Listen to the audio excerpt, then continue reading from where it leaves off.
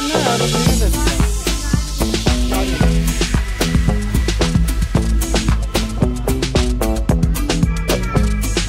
বন্ধুরা, কেমন আছেন?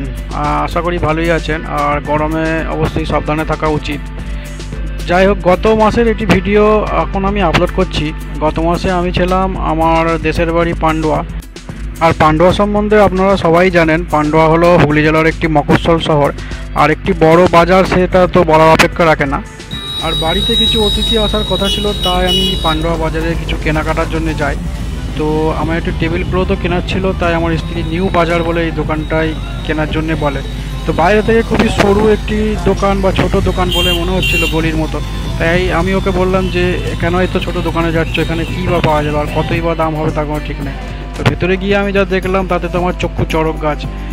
এত বড় দোকান যে ভেতরে দেখতে পারবো আমি, এখানে গিয়ে এত মাল, এত সামান, এত কিছু জিনিস একটি দোকানের ভিতরে দেখতে পাবো, সেটা তো আমার কল্পনার মধ্যেও আসেনি। যেভাবে আপনারা দেখছেন এখানে, মানে সব জিনিস একটি বাড়ি বা একটি পরিবারে যা কিছু লাগতে পারে, সব কিছু জিনিস একটি মানুষের যা চাহিদা হতে পারে, এই সবই জিনিস একটি দোকানের মধ্যে কি সুন্দরভাবে সাজিয়ে উনি রেখেছিলেন।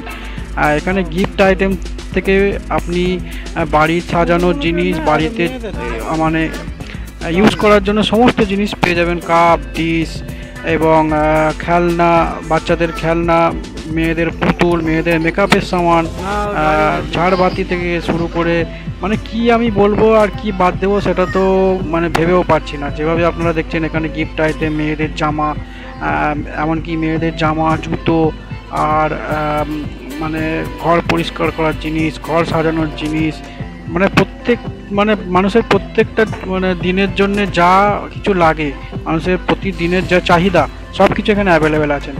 আর জুতো এখানে আপনারা ছোট থেকে একদম বয়স্কদের মানে পর্যন্ত জুতো পেয়ে যাবেন। আর প্লাস্টিকের সব কিছু আসবাবপত্র এবং A to Z আপনারা এখানে পেয়ে যাবেন। আর সবথেকে বড় কথা হচ্ছে এই দোকানের মালিকের ব্যবহার। আর এই টেবিল ক্লথটা আমরা কিনতে গিয়েছিলাম, এটা 80 টাকা দাম নেয়। আর এই মানে 80 টাকার জিনিস কিনতে গিয়ে যে 700-800 টাকার জিনিস আমরা কিনে ফেলবো, সেটা তো আমি ভাবতে পারিনি। আর জুতোগুলো যেভাবে দেখছেন এখানে কি সুন্দরভাবে সাজানো আছে। সবথেকে যেটা বলছিলাম, সবথেকে ভালো জিনিস হচ্ছে এখানে দোকানের মালিকের যা ব্যবহার, ওনার ব্যবহার অমায়িক। আর ওনার কাছে যে কাজ করেন কারিগরটি, ওরও ব্যবহার খুবই অমায়িক। তো যাই হোক, আমি এখান থেকে একটি জুতো বা কিটো জুতো এবং একটি টেবিল ক্লথ, আমার বাচ্চার জন্য একটি খেলনা এবং হাবিজাবি জিনিস কিনতে 700-800 টাকার বাজার করে ফেলি। আপনারাও যদি এই দোকানে আসেন, অবশ্যই পকেটে একটু বেশি করে পয়সা নিয়ে আসা দরকার আছে, কেননা আপনারাও যে মানে একটা দুটো জিনিস কিনতে এসে কতগুলো জিনিস কিনে ফেলবেন সেটাও হয়তো কল্পনা করতে পারবেন না। ঝটপট আমি দোকানের অ্যাড্রেসটা বলে দিই। পান্ডুয়া কাঁলা রোড থেকে সামান্য এগিয়ে যে কলকাতা বাজার আছে, কলকাতা বাজার থেকে সামান্য এগুলিই আপনারা এই নিউ বাজার বলে দোকানটি দেখতে পাবেন।